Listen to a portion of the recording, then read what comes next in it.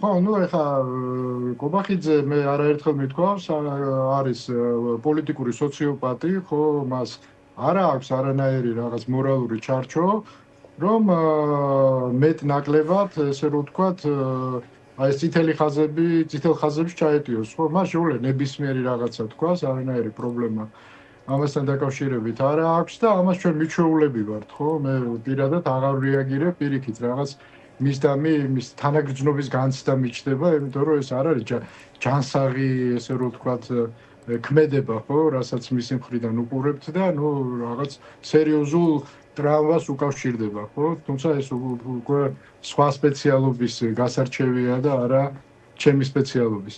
ეხლა რაც შეეხება თვითონ ამ მოვლენას, ხო, მე ვფიქრობ, რომ ქართულმა ოცნებამ და კობახიძემ შევირათ იციან, რომ აქედან თავის დაძვრენა არის შეუძლებელი. მათ იციან, რომ საკმარისზე მეტი მტკიცებულება აქვს BBC-ს, ხო? და სასამართლოს თემა ამიტომ ჩაიხსნა და ეხა იმედი აქვს, რომ ეხა მარეგულირებელი რაღაცა და ჩვენ ამას დავივიწყებთ და ამის გადააგორებენ. ხო, სასამართლოში რო წასულიყვნენ ის თავისთავად აქტუალობა შეინარჩუნებდა და ეხა მარეგულირებელს მივწერე და მე პასუხს აღარ დაველოდე, ხო? ეს ცალკე თემაა და ეს გადაგორებას უფრო ემსახურება, ვიდრე რაღაც ვითომ სამართლის ძებნას, ხო? შესაბამისად ისინი ელაპარაკებიან იმ ბაბლს, რომელიც ჯერ კიდევ ყავთ, აი იმ ქართულ, ესე რომ ვთქვა, ჯიგრულ კონფორმიზმს, რაზეც დგას ქართული ოცნება.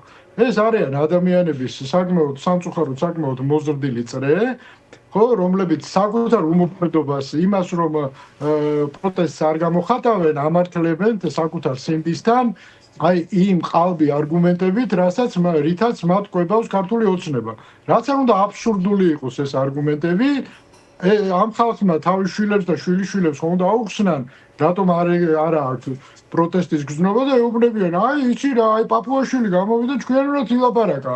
აი კობახიძე გამოვიდა, ნახე რა თქვა, იქ deep state და უცხო ძალები და იქ რაღაცა და ასე შემდეგ. აი ამ ყალბი აბსოლუტურად ფსევდო არგუმენტაციით იყვებავენ აი ამ ქართულ კონფორმიზმს, რომლებიც მერე ცდილობენ, რომ საკუთარი შვილები და შვილიშვილები მოწამლონ აი ამ აბსურდით, ხო?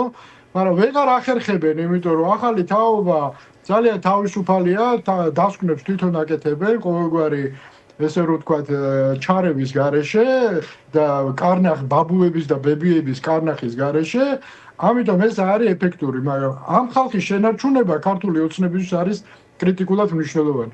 მათ არა აქვთ ილუზია, რომ მათი ეს ვითომ გამოძიება და აი ეს ესე რომ ვთქვათ, ყოველ წარმოუდგენელი წინააღმდეგობრივი განცხადებები, ხო, პირველი დღიდან დაწყებული, როდესაც ერთი ყოფილი მინისტრი გამოვიდა და თავის მოკლეჭკუით მოინდომა, რომ ნაცებს ჩაუდეფო. გულისხმობთ ვახტანგ გომელაურს? რა თქმა უნდა, ნაცებს ჩაუდეფო და ძალიან ისე ირონიული ღიმილებით ვაშკაცურად სისულელეები აფრქვია. მერე მიხვდა, რომ კლაპოში ჩახტა ეს ერთი კაცი, გამოვიდა მერე მოქმედი შინაგან საქმეთა მინისტრი, იმან მეორე სისულელეები დააბრეხვა, მერე კიდე დაფიქრდნენ, რომ ბიჭო იქნებ კიდე რაღაცა და ბოლოს სულ შეაკერინეს ნაჯახით პირდაპირ გეტყვით რაღაცა, ხო?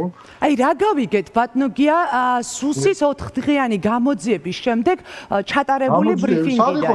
თქვენ დარწმუნებული მოდით დავარქვათ, რომ იყო ჩაატარეს გამოძიება, არ ვიცი, გამოითხოვეს დოკუმენტები რა დაეწერათ. რა გავიგეთ, რა კითხვას უპასუხა საგამოძიებო მდინარაძის უწყებამ, რაზე გვიპასუხა? არც ერთ კითხვაზე არ უპასუხია, პირიქით ახალი კითხვები დაბადა. რა არის ეს კითხვები? აი ბიჭო, მე არა ვარ ქიმიკოსი, ხო და არა ვარ ამის სპეციალისტი, რომ ეხა ჭკვიანი სახით ამ თემებზე ვილაპარაკო, მაგრამ ეხა ბევრი კითხვა, მაგალითად კითხვა, ხო, სრემლ სადენ გას, ხო ისეაც იყენებდნენ. ეხა რო გვეუბნებიან, ჭავლის მანქანაში სრემლსადენი ის გაურიეთო რაღაცაო, ხო? ვერ გავიგეთ, აირის სახით გამოიყენება ეს რამდენადაც მე მესმის და წყლის ჭავში რატო უღრებდნენ, ვერ გავიგე რა. აი რატომ რა სადიზმი იყო, სადისტები არიან?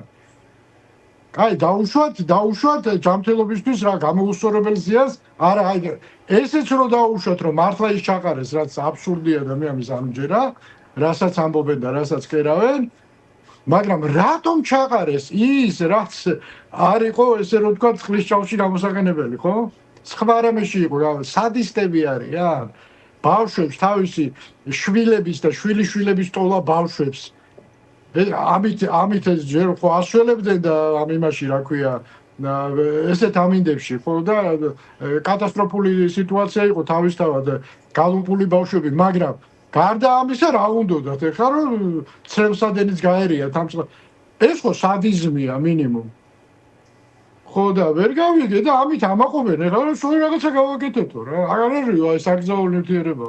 ბატონო გია, ჩვენ ნახეთ კასრები ფოტოები რომელიც გვაჩვენა სახელმწიფო უსაფრთხოების სამსახურმა, მაგრამ არ ვნახეთ, არ გვინახავს მინისტრის ხელმოწერილი დოკუმენტი, რომელიც წესით დამტკიცებული უნდა ყოფილიყო. დოკუმენტსაც დაწერენ, რა პრობლემა აქვს რა. თუმცა არ გვინახავს ჯერ.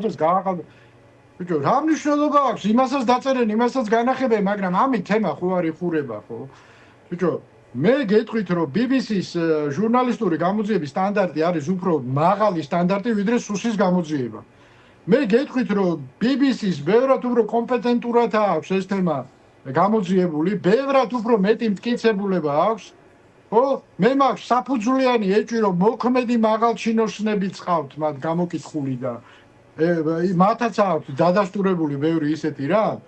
ხო? რას ესენი ზღაპრებს გვიყვებიან, რომ იცი რაო, ამ კოდით კი შემოვიდაო, მაგრამ რატო შემოვიდა ამ კოდითო, როცა სხვა კოდით იყო, ესო ჩვენო არ ვიცითო. მერე იძახეს ყოვლა წარმოუდგენელი, ხო, ანტისემიტური განცხადებები კეთდებოდა რა. ისრაელის სახელმწიფოზე კი არა ლაპარაკი, ისრაელზე კი არა, ებრაული კომპანიაო. ებრაული კომპანია, ამას უმაღლესი თანამდებობის პირები ლაპარაკობდნენ, კაცო, საჯარო მოხელეები ხელისუფლების ებრაულ კომპანიას ეძახდნენ ისრაელის კომპანიას და იმისთვის მოინდომეს ჩადება ამ თავისი საზიზგრობის რა. ყველაფერს კადრულობენ, ყველაფერზე წამსვლელები არიან. აი ეს ხალხია, მეტი არაფერი არ ხდება რა. ეხლა ჩვენ რა ვქნათ ეხლა კობახიძის დემაგოგია, მერე ეს რატო თქვა და ის რატო თქვა, всё, ტყუილია თავიდან ბოლომდე. კობახიძე არის ფეიკი. არც პრემიერ-მინისტრი არ არის. არის ბიძინას ხელის ბიჭი, ხო, ესაც ვიცი პოსტალიონი. ამიტომ არავინ არ ხვდება ნორმალური, ხო, უცხოეთში. სტერილურია აბსოლუტურად. და ჩვენთან ყელყელაობს, ხო? ხო და ეხლა ჩვენ რატო უნდა ვარჩიოთ ეხლა ამ კაცის რაღაცა ალბათ იმიტომ რომ პრემიერ-მინისტრის თანამდებობაზე დანიშნეს და ფორმალურად გადაწყვეტილების მიმღები ყოველ შემთხვევაში ის არის. როდესაც ჩვენ აი ნახეთ რაში ვაგებთ იცით ამას. ჩვენ რო სერიოზულად აღვიქვავთ მათ დემაგოგიას. და მე ვიწყებთ ამ დემაგოგიაზე გარჩევას რომ აი ეს რო თქვა ესეა თუ არ არის. არაფერი არ არის, ტყუილია თავიდან ბოლომდე. თქვენ თქვით ასეთი რამ. ფეიკია, მთლიანად ფეიკია. შესაბამისად ის რას იბჟუტურებს, საერთოდ არ აქვს არანაირი მნიშვნელობა რა. ბატონო გია, თქვენ თქვით ასეთი რამ, რომ რაც არ უნდა თქვან, თავს ვერ დაიძვრენენ ამ დიდი სკანდალიდან. რა შედეგამდე შეიძლება მიიყვანოს ამ გამსკვდარმა სკანდალმა ქართული ოცნება და რა ტიპის პასუხისმგებლობა დგება? ნუ ეხლა როგორ არის იცით საერთოდ ბრიტანეთში ხო აი ამ ქიმიურ და ბიოლოგიურ იარაღთან დაკავშირებულ საკითხებს ძალიან ძიმედ უყურებენ ხო ეხლა ტრადიციულად ისტორიულად მე ბევრი ფაქტი ვიცი ამის შესაბამისად ეს არის წითელი ხაზი გადაკვეთა მე ვფიქრობ რომ ყველაფერი დაიწყება ბრიტანეთში ანუ ბრიტანეთი მოახდეს პირველ რეაგირებას და მეორე პროცესი გავითარდება დომინოს პრინციპით გადმოვა ევროპაზე და შეერთებულ შტატებზე. ისეაც ტიპზეა სიტუაცია, ხო ვიცით, ხო, ეხლა ყველა არის მოლოდინში თუ დღეს თუ არა ხვალ რაღაცა და ეხლა კრიგერი ბუნებრივია ეს თემა გახდება, იმიტომ რომ ეს წარმოუდგენელი თემაა ცივილიზებული გაგებით, ხო, ეხლა თუ ჩვენ საქმე გვაქვს რეალურად ქიმიური იარაღის გამოყენებასთან, ხო? ეს არის კაცობრიობის წინაშე ჩადენილი დანაშაული, ხო? თუ ესეა, ეხლა მე არაფერს მტკიცებით ფორმაში არ ვლაპარაკობ, მაგრამ მე პირდაპირ გეტყვით, რომ BBC-ს გამოძიების კომპეტენციას ბევრად მეტად ვედობი, ვიდრე SUS-ის, რომელიც თვითგადარჩენის გამო ეხლა თავისთავად შუარ დაიჭერს, ხო და გასაგებია, სადაც გაყალბება და მამაძაღლობა შეუძლია ყველგან იმ მამაძაღლებს. შესაბამისად, მე BBC-ს უფრო მჯერა, ბუნებრივია. და დარწმუნებული ვარ, რომ მათ აქვთ ბევრი მტკიცებულება, მათ აქვთ, რა თქმა უნდა, ვალდებულება წყაროს გაუთქმელობის. ისინი ჯერ არ ლაპარაკობენ შესაბამის მოწმეებზე, ან იმ ადამიანებზე, რომლებმაც დოკუმენტები მიაწოდეს, მაგრამ ბევრი ისეთი მასალა ექნებათ მათ დარწმუნებულია, რომელიც ჯერ არ გახმაურებულა, რომელზეც ელოდებიან ამათ სულელურ რეაგირებას და რომელიც მერე გამოქვეყნდება. ანუ ეს სკანდალი გაიზრდება და გაიზრდება. ბატონო საბოლოო ჯამში ამის ბოლო არის ჰააგა, რა თქმა უნდა. მოუწევს ივანიშვილს და მისი პარტიის ლიდერებს ჰააგის ტრიბუნალზე წარდგომა? ნუ მე წინასწარ ვერაფერს ვერ გეტყვით, მაგრამ მალე დადგება დრო, როდესაც დაიწყება მცდელობა განტევების ვაცების გადაყრის, მაგრამ განტევების ვაცებზე ეს ამბავი არ უნდა დამთავრდეს. პირველ რიგში ჩვენ არ უნდა ჩამოვიყვანოთ, არ უნდა გავაცივოთ ეს თემა, ხო? ხელისუფლება ეხლა ეცდება გადაფაროს, გადმოფაროს, ახალი თემები შემოაგდოს, ისქნას, ესქნას, ხო? არ უნდა მივცეთ ამის საშუალება.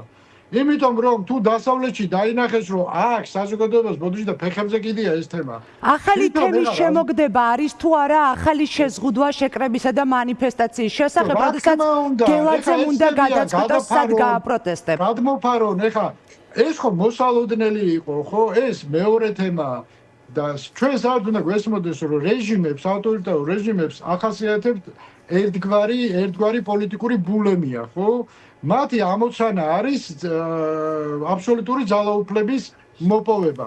და ამ გზაზე მათ უნდა გაანადგურონ ყველაფერი, ნებისმიერი ალტერნატივა, ალტერნატული აზრი, ალტერნატული ქმედება, ალტერნატული მოძრაობა. და ნაბიჯი ამ გზას ადგანა, რა თქმა უნდა ამაზე ბოლოს სამზარეულოებში ეხა დღეს მათი ამოცანაა სამზარეულოებში შეგვრეკონ, რომ იქ ვიჭუჭყუნოთ მარტო და გარეთ გამოსვლა ვერ გავბედოთ და მერე სამზარეულოებში შემოგვიარდებიან და იქ ნუ იჩურჩულებთ იმას გვეტყვი. მადლობა. გიახუ